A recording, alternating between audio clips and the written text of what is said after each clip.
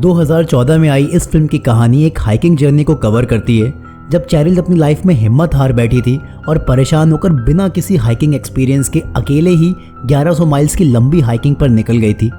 कहानी की शुरुआत में चैरिल बहुत ज़्यादा थकी हालत में एक पहाड़ी पर बैठी होती है और यहाँ हम देखते हैं कि चल चल कर उसके अंगूठे का नाखून उखड़ने लग गया था। चैरिल अब दर्द सहते हुए उसे खुद से उखाड़ देती है, पर इतने में ही उसका एक जूता पहाड़ी से नीचे गिर जाता है। ये देखकर चैरिल को काफ़ी ज़्यादा गुस्सा आता है और वो अपना दूसरा जूता भी नीचे फेंक देती है। अब ये कहानी यहाँ से फ्लैशबैक में जाती है, जब चैरिल एक बड़ा सा बैग पैक करती है क्योंकि उसके खुद के लिए संभालना भी मुश्किल था, पर वो जैसे तैसे मैनेज करती है और इसके बाद PCT यानी कि पैसिफिक क्रेस्ट ट्रेल की हाइकिंग पर निकल जाती है। चैरिल अपनी जर्नी की शुरुआत मोजावे डेजर्ट से करती है और यहाँ ट्रेल रजिस्टर पर अपनी डिटेल्स लिखती है। चैरिल 5 माइल्स तक का सफ़र करने के बाद बहुत ज़्यादा थक जाती है और वापस जाने की सोचती है, पर वो हिम्मत नहीं हारती है और अपनी जर्नी पर आगे बढ़ती है। चैरिल थोड़ा आगे जाकर अपने लिए कैंप बनाती है और रात अपने कैंप में ही गुजारती है। अगले दिन वो अपने साथ लाए स्टोव में खाना बनाने जा रही होती है, तब उसे अपने साथ लाए मैनुअल से मालूम चलता है कि वो अपने साथ गलत गैस लेकर आई है और उसे सिर्फ वाइट फ्यूल यूज़ करना चाहिए, नहीं तो उसका स्टोव खराब हो सकता है। अब चैरिल मजबूरी में अपने साथ लाए ग्रेन को पानी में भिगो कर खाती है और जैसे तैसे अपने दिन ऐसे ही निकालती है।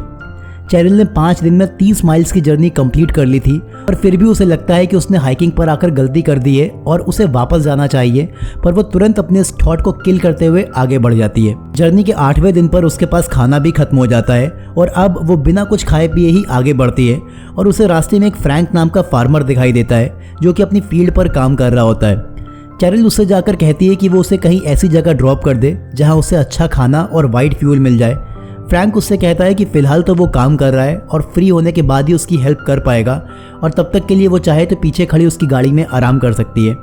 चैरिल उसकी बात मान लेती है और जाकर उसकी गाड़ी में बैठती है, पर यहाँ पर चैरिल को गाड़ी में फ्रैंक की रखी गन दिखाई देती है, जिसे देखकर चैरिल डर जाती है। फ्रैंक अब बाद में अपना काम खत्म करने के बाद गाड़ी में आता है और उससे कहता है कि अब कोई भी शॉप वगैरह नहीं खुली होगी, पर वो उसे अपने घर ले जा सकता है जहां वो आराम से खाना खाकर रह सकती है। फ्रैंक अपने 50s में होता है और चैरिल को यहाँ काफ़ी ज़्यादा डर लगता है, पर उससे और ज़्यादा भूख बर्दाश्त नहीं हो पा रही होती है और वो फ्रैंक के साथ उसके घर पर चली जाती है। फ्रैंक के घर पर उसे फ्रैंक की वाइफ भी मिलती है और यहाँ अब वो थोड़ा कंफर्टेबल फील करती है। रात में ये तीनों साथ में डिनर करते हैं और चैरिल यहाँ खाना देखते ही उस पर टूट पड़ती है, मानो जैसे वो सदियों से भूखी हो। चैरिल यहाँ रात भर आराम करती है, शावर लेती है और अगले दिन फ्रैंक उसे वाइट फ्यूल के साथ उसकी जर्नी पर बढ़ने के लिए छोड़ देता है। अब जर्नी के 9th डे में वो शाम को अपने इसी स्टोव से खाना बनाकर खाती है, जिससे वो बहुत ज़्यादा खुश होती है। नेक्स्ट डे चैरिल को रास्ते में एक डेजर्ट स्नेक दिखता है, जिससे वो काफ़ी डर जाती है और यहाँ से भागती है, पर उसका डर अभी भी ख़त्म नहीं हुआ था और रात में उसे कुछ आवाज़ें आती हैं। चैरिल तुरंत अपने कैंप से बाहर आकर टॉर्च जलाती है और हाइकिंग वेसल बजाती है। यहाँ सांप तो नहीं था, पर सीटी की तेज़ आवाज़ से आसपास के छोटे मोटे जानवर यहाँ से भागने लगते हैं। यहाँ चैरिल को अपने हस्बैंड पॉल की याद आती है और अब हमें चैरिल की हाइकिंग पर आने से पहले की लाइफ के बारे में मालूम चलता है। एक बार पॉल ने चैरिल को एक दूसरे इंसान के साथ सोते हुए देख लिया था और उसका चैरिल से इस बात पर काफ़ी झगड़ा हुआ था। दरअसल चैरिल अपनी मॉम के मरने के बाद एक सेक्स और ड्रग एडिक्ट बन चुकी थी। वो हमेशा ड्रग्स लेती थी और एक ही दिन में कभी कभी 2 लोगों के साथ भी सेक्स करती थी और इसी के चलते उसका और पॉल का तलाक हो गया था, पर वो इसके बाद भी अपनी ऐसी ही ज़िंदगी जीने में मग्न थी और इसी बीच वो प्रेग्नेंट हो गई थी। चैरिल अपनी दोस्त एमी से मिलती है और उसे अपनी प्रेगनेंसी की बात बताते हुए अबॉर्शन कराने के लिए कहती है, और जब एमी उससे इस बच्चे के बाप के बारे में पूछती है तो चैरिल के पास इसका कोई भी जवाब नहीं होता है और इस पर एमी उस पर काफ़ी ज़्यादा गुस्सा होती है और उसे जल्दी ही अपनी दुनिया से बाहर निकलने के लिए कहती है। चैरिल एमी के सामने रो पड़ती है और कहती है कि वो भी इससे बाहर आना चाह रही है, पर ये उससे नहीं हो पा रहा है। एमी यहाँ पर चैरिल को हाइकिंग पर जाने की एडवाइस देती है ताकि वो कुछ दिन डिफरेंट फील करे और अपनी ज़िंदगी को सही रास्ते पर ला पाए, और उसी की एडवाइस पर चैरिल हाइकिंग पर आई है। चैरिल फिलहाल अपनी जर्नी पर आगे बढ़ती है और उसकी मुलाकात ग्रेग नाम के लड़के से होती है जो कि नदी में नहा रहा होता है। ग्रेग चैरिल को पहचान गया था क्योंकि उसने ट्रेल रजिस्टर पर उसका नाम देखा था और वो यहाँ हाइकिंग करने आई अकेली लड़की होती है। अब ये लोग यहाँ से अलग हो जाते हैं और डिसाइड करते हैं कि दोबारा कैनेडी मीडोज स्टोर पर मिलेंगे और अपनी जर्नी को साथ में कंटिन्यू करेंगे। चैरिल अपनी जर्नी के 14th डे पर कैनेडी मीडोज पहुँच जाती है, जहाँ उसे ग्रेग के साथ दूसरे हाइकर्स भी मिलते हैं। चैरिल को यहाँ एमी का भेजा हुआ बॉक्स मिलता है, जिसमें एमी ने उसके लिए हाइकिंग पर यूज़ होने वाली चीज़ें भेजी होती हैं और साथ में उसमें उसके एक्स हस्बैंड पॉल का लेटर भी होता है। पॉल अपने इस लेटर में कहता है कि हमारे बीच जो भी हुआ उस पर मैं अब ज़्यादा कुछ नहीं सोच रहा हूँ और फिलहाल तुम पर प्राउड फील कर रहा हूँ कि तुमने इस लंबी जर्नी पर अकेले जाने की हिम्मत दिखाई। मेरी विशेज़ हमेशा तुम्हारे साथ हैं। यहाँ पर चैरिल की मुलाकात एक ओल्ड एज हाइकर एड से भी होती है, तो चैरिल को नई सैंडल्स गिफ्ट करता है क्योंकि चैरिल के बूट्स साइज़ में छोटे थे, जिसकी वजह से उसके पैर में छाले पड़ गए थे। चैरिल इसके बाद एमी को फ़ोन करती है और अपने अगले स्टॉप पर अपने लिए नए बूट्स भेजने के लिए कहती है। और यहाँ हमें फिर से चैरिल की पिछली लाइफ के बारे में मालूम चलता है, जब चैरिल की मॉम को कैंसर हो गया था, जिससे चैरिल और उसका भाई लीव काफ़ी ज़्यादा दुखी थे और कुछ दिन बाद ही उसकी मॉम की डेथ हो जाती है, जो चैरिल के लिए काफ़ी शॉकिंग था क्योंकि वो सबसे ज़्यादा प्यार सिर्फ अपनी माँ से ही करती थी। चैरिल को ग्रेग एडवाइस देता है कि आगे बहुत ही ज़्यादा बर्फीला रास्ता है, तो वो उसके साथ कुछ रास्ता बस से तय करे, पर चैरिल वॉक करने का फैसला करती है और उससे कहती है कि वो फिलहाल वॉक करे और ओरेगन के बाद वो उसे जर्नी में दोबारा मिलेगी, तब वो लोग अपनी जर्नी साथ में कंटिन्यू करेंगे। पर यह बर्फीला रास्ता जैसा चैरिल ने सोचा था, ये उससे भी ज़्यादा टफ होता है। और यहीं पर कहानी प्रेजेंट में वापस आती है, जब चैरिल ने अपना जूता पहाड़ी से नीचे फेंक दिया था। चैरिल अब एड के दिए हुए सैंडल्स निकालती है और उस पर टेप लगाती है ताकि वो सैंडल्स खराब ना हो। और 49 दिन की हाइकिंग और 50 माइल्स की जर्नी करने के बाद वो अपने अगले स्टॉप पर रुकती है, जहां उसे एमी के भेजे हुए बूट्स मिलते हैं। यहाँ चैरिल को एक ओल्ड फीमेल हाइकर भी मिलती है, जिससे उसकी अच्छी दोस्ती हो जाती है। वो हाइकर चैरिल को बताती है कि एक ग्रेग नाम का लड़का भी ट्रैक पर था, पर उससे और ज़्यादा नहीं चला जा रहा था और उसने अपनी जर्नी क्विट कर दी है। इस हाइकर से बातचीत करते करते चैरिल को अपना अतीत याद आता है कि जब वो छोटी थी तो उसके डैड आए रोज़ शराब पीकर उसकी मॉम को मारते थे और चैरिल और उसके भाई को भी काफ़ी डरा कर रखते थे। और ये सब देखते हुए चैरिल की मॉम उसके फादर को छोड़कर उसके और उसके भाई के साथ अलग रहने लगी थी। चैरिल अब अपनी जर्नी में आगे बढ़ती है और उसने अब तक 56 दिनों की जर्नी कंप्लीट कर ली थी, पर अब उसके पास पानी खत्म हो गया था। यहाँ चैरिल को काफ़ी चलने के बाद एक वाटर टैंक मिलता है, जिससे हाइकर्स पानी रिफिल करते हैं, पर यहाँ चैरिल की किस्मत थोड़ी अच्छी नहीं थी और ये वाटर टैंक एम्प्टी होता है। चैरिल की अब प्यास के मारे हालत ख़राब होने लगती है और वो फिर तालाब के गंदे पानी को अपने साथ लाए फिल्टर के थ्रू अपनी बॉटल में भरती है और आयोडीन की पिल्स डालकर उसे पीने लायक बनाती है।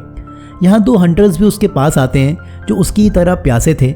चैरिल उन्हें अपना फिल्टर और आयोडीन की पिल्स देती है और आधा घंटा उनके साथ ही बिताती है, क्योंकि आयोडीन से पानी प्योरीफाई होने में आधे घंटे का टाइम लगता है। पर ये दोनों अब चैरिल की बॉडी को लेकर उल्टा सीधा कमेंट करते हैं, जिससे वो इनसे इनसिक्योर फील करती है और यहाँ से जाने लगती है। ये लोग भी यहाँ से चले जाते हैं, पर चैरिल कुछ ही दूर जाने के बाद यहाँ वापस आ जाती है और अपना कैंप लगाती है। दरअसल चैरिल ने ऐसा सिर्फ उन्हें यहाँ से भेजने के लिए किया था, पर तभी उनमें से एक हंटर दोबारा उसके पास आता है और कहता है कि तुम्हें क्या लगा था कि तुम हमें बेवकूफ़ बना लोगी। और अब चैरिल को वाकई डर लगने लगा था, पर तभी उसे दूसरा हंटर अपने पास बुला लेता है और वो यहाँ से चला जाता है। उसके जाते ही चैरिल तुरंत यहाँ से भागने लगती है और काफ़ी दूर जाने के बाद ही वो सेफ फील करती है। अब अपनी जर्नी पर चलते चलते चैरिल को 62 दिन पूरे हो गए थे और वो ओरेगन के एशलैंड शहर में पहुँच जाती है, जहाँ से वो दोबारा ट्रेल पर जाने वाली है। यहाँ चैरिल की मुलाकात जोनाथन नाम के लड़के से होती है, जो शाम को एक बड़े सिंगर के ट्रिब्यूट में होने वाले म्यूजिक कॉन्सर्ट के पर्चे बांट रहा होता है और चैरिल को भी शाम में आने के लिए कहता है। चैरिल शाम में इस म्यूजिक कॉन्सर्ट में जाती है और इसके बाद वो अपनी रात जोनाथन के साथ ही बिताती है, जिसमें ये दोनों फिजिकल हो जाते हैं। इसके अगले दिन चैरिल फिर से अपनी जर्नी को कंटिन्यू करती है और अपने नेक्स्ट स्टॉप पर पहुंचती है। यहाँ वो एमी का भेजा हुआ पार्सल लेती है और उसकी दोस्ती यहाँ पर आए 3 लड़कों के एक ग्रुप से हो जाती है। ये तीनों लड़के उसे पहले से जानते होते हैं, क्योंकि इन्होंने ट्रेल रजिस्टर पर उसकी डिटेल्स पढ़ी होती हैं। चैरिल एक रात कैंप लगाकर इनके साथ ही गुजारती है, जहाँ ये लोग आपस में काफ़ी तफरी मजाक करते हैं और अगली सुबह होते ही वो यहाँ से अपने आगे के सफ़र में निकल जाती है, जहाँ उसे लामा जानवर पर हाइकिंग का काफ़ी सामान लदा हुआ दिखाई देता है और उसे तभी एक ओल्ड लेडी और उनका ग्रैंडसन अपनी तरफ आते हुए दिखते हैं। ये छोटा सा बच्चा काफ़ी क्यूट सा होता है और चैरिल उससे बात करने लगती है। वो चैरिल से पूछता है कि वो अपनी जर्नी पर अकेली आई है, क्या उसकी मॉम उसके साथ नहीं है। इस पर चैरिल उसे बताती है कि मेरी मॉम अब इस दुनिया में नहीं है, और वो बच्चा कहता है कि उसके मॉम डैड भी अब इस दुनिया में नहीं है और वो अपनी दादी के साथ रहता है। वो बच्चा यहाँ कहता है कि उसकी मॉम एक अच्छी सिंगर थी और उन्होंने उसको रेड रिवर वैली सॉन्ग सिखाया था, और इसके बाद वो चैरिल के लिए रेड रिवर वैली सॉन्ग गाता है और उसके बाद ये लोग यहाँ से चले जाते हैं। उन दोनों के जाने के बाद चैरिल अपनी माँ को याद करते हुए काफ़ी इमोशनल होकर रो पड़ती है, क्योंकि यह गाना उसकी मॉम का फेवरेट था। चैरिल की जर्नी पूरी होने में बस अब थोड़ा सा ही टाइम और बचा था और वो एक रात बैठकर अपनी इस जर्नी के सारे एक्सपीरियंसेस को अपनी डायरी में लिखती है और फिर अगले दिन ब्रिज ऑफ गॉड पर पहुंचती है, जहां उसकी ये जर्नी कंप्लीट हो गई थी। चैरिल को ये जर्नी कंप्लीट करने में पूरे 94 डेज लगे थे और उसने 1100 माइल्स यानी कि लगभग 1770 किलोमीटर की जर्नी अकेले तय करी थी। और यहाँ से ही चैरिल की ज़िंदगी चेंज हो गई थी, क्योंकि ये जर्नी उसके सेल्फ रिडेम्पशन यानी कि आत्ममुक्ति के लिए थी। चैरिल की ये जर्नी उसके लिए काफ़ी काम आई थी, क्योंकि उसने आज तक अपनी ज़िंदगी में जो कुछ भी किया था उसे उस पर सोचने का और अपने आप को जानने का मौका नहीं मिला था, और इस जर्नी ने उसे वो दे दिया था। वो अपनी इस ज़िंदगी से बिल्कुल आज़ाद फील कर रही थी और अपनी नई ज़िंदगी को नए तरीके से जीने के लिए तैयार थी। कहानी चैरिल स्ट्रेट की रियल स्टोरी है, जिसने 15 सितंबर 1995 को अपनी पैसिफिक क्रस्ट ट्रेल की जर्नी कंप्लीट करी थी। चैरिल ने जब ये जर्नी स्टार्ट करी थी तब वो सिर्फ 26 साल की थी, और इसके 4 साल बाद 30 साल की उम्र में उसने दोबारा शादी कर ली थी, और शादी के 9 साल बाद उसका एक बेटा हुआ था, और उसके अगले साल उसको एक बेटी हुई थी। चैरिल ने अपनी बेटी का नाम अपनी माँ के नाम पर बॉबी रखा था। चैरिल ने अपनी इस जर्नी को अपनी book Wild from lost to found on the Pacific Crest Trail में लिखा था, जिस पर यह फिल्म बनाई गई है। वीडियो पसंद आया हो तो आप वीडियो को लाइक करिए, चैनल को सब्सक्राइब करिए। फिर मिलता हूँ आपसे एक ज़बरदस्त कहानी के साथ, तब तक के लिए अपना ख्याल रखिए। Good bye.